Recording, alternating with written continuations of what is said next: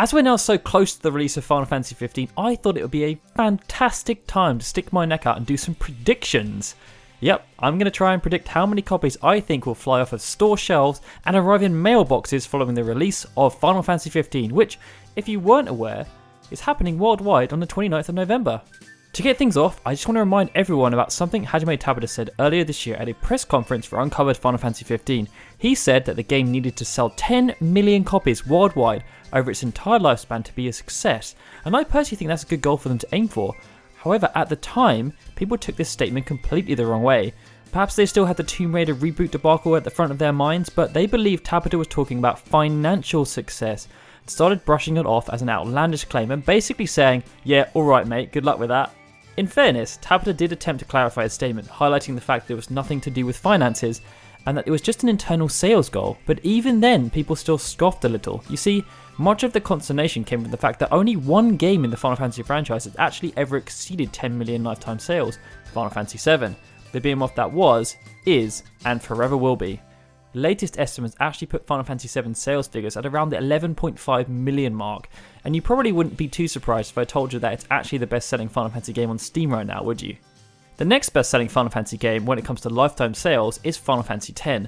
This has sold an estimated 8.5 to 9 million copies thanks to a recent resurgence from the Final Fantasy X 10.2 HD remaster. Final Fantasy VIII then follows with an estimated 8 to 8.5 million copies. At this point, I have a feeling that some of you are thinking, wait, so if those games, which are revered and were some of the strongest games on their systems, couldn't surpass the 10 million mark, even with re-releases, how the hell is Final Fantasy 15 going to surpass it? Well, that's where the fun starts, doesn't it? After looking at Final Fantasy sales figures for quite some time now, there is one thing that clearly pops out.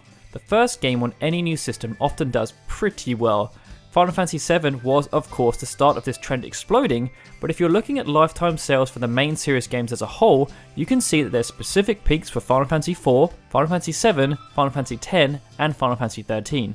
Based on that trend, however, you could say that Final Fantasy 15 would arguably sit around the 5 to 6 million sales marks, but what this doesn't highlight is the fact that Final Fantasy 15's scenario is a little bit different, and here is why. Before we get onto the number crunching, my first reason is that the console market is booming right now. The PS4 is doing extremely well, and the Xbox One has seen a resurgence thanks to the release of the Xbox One S. From a Final Fantasy perspective, this is also a game that has a lot of expectation, not just because it's the next numbered title. Even before Final Fantasy 13 came out, there were a decent chunk of people who were actually looking forward to Final Fantasy Versus 13 more, and although there have been a few bumps along the road, the game has serious hype and the marketing collateral to back that hype up. Now despite all that, Final Fantasy 15 arrives in Japan at a strange time. At the time this video was published, there would have been around 3.5 million PS4s sold in Japan, and so far, no PS4 game has actually sold more than 1 million copies. I know from past analysis and obviousness that the release of a Final Fantasy game in Japan leads to a surge in console sales that week. It's often around a 100% uplift, so I'll go as far as to say that at launch, I'll be expecting to see around 3.75 million consoles in circulation. Now, despite the fact that the PS4 is doing amazingly well globally, for Japan, the current install base means that Final Fantasy 15 actually arrives in an arguably worse situation than the one that Final Fantasy 13 arrived in. At the time of its launch, back in 2009, there were 4 million PS3s in circulation. And of those 4 million, 42.5% of owners picked up Final Fantasy 13 almost instantly. I'm therefore going to assume the same attach rate for Final Fantasy 15, as despite the massive marketing campaign, I feel it's just been counterbalanced by a decline in interest for Final Fantasy in Japan over the past few years. Doing some number crunching, this puts our week 1 Final Fantasy 15 sales in Japan at 1.6 million copies. I was thinking about including the Xbox One as part of the calculation in Japan, but they've only sold 70,000 of them, so yeah, I don't think that's going to be impacting much at all. Anyway, based on the launches of Final Fantasy 7 through to Final Fantasy 12, we know that the first week's sales on average account for 65% of the total sales in Japan. Again, doing some crunching, that puts us up to approximately 2.64 million copies in Japan. Yay, that's 26.4% of our 10 million total, woo! Alright, next up we have North America. It's actually estimated right now that there are around 15 million PS4s in this region and approximately 13 million Xbox Ones. Looking back, we know that when Final Fantasy 13 launched, the number was around half of that for the PS3, but almost double for the Xbox 360. Yet even with those massive odds in favour of Xbox, the PS3 version of the game actually outsold at a ratio of 1.67 to 1. We also know that based on Square Enix's fiscal reports that Final Fantasy XIII sold 1.79 million copies in its first month in North America. We can therefore assume that approximately 15% of PS3 owners bought the game, but only 3.5% of Xbox 360 owners did. If we're loose and apply the same adoption rates to Final Fantasy XV, we're therefore anticipating 2.25 million people will pick it up on PS4 and 455,000 will pick it up on Xbox One.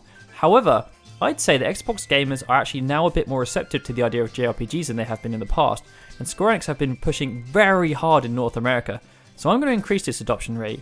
Therefore, my calculations come through at 2.8 million on PS4 and 590,000 on Xbox One. That puts us a grand total within the first month of 3.39 million copies, and I'd also say that if Tomb Raider can post those numbers, Final Fantasy XV should be more than able to do the same. I'm going to be conservative here and estimate that the game will sell another 1.35 million copies in its lifetime within this territory, and that includes the inevitable PC release, so that puts North America up to 4.74 million copies, and the total now increases to 7.38 million. Moving on to Europe, we know that there are around 15 million PS4s in this market, but there's only around 6 million Xbox Ones at the moment. And when Final Fantasy XV released, it was around 15 million PS3s and 15 million Xbox 360s. We also know, again, based around Square Enix's fiscal report, that around 1.77 million copies were sold in Europe within its first month.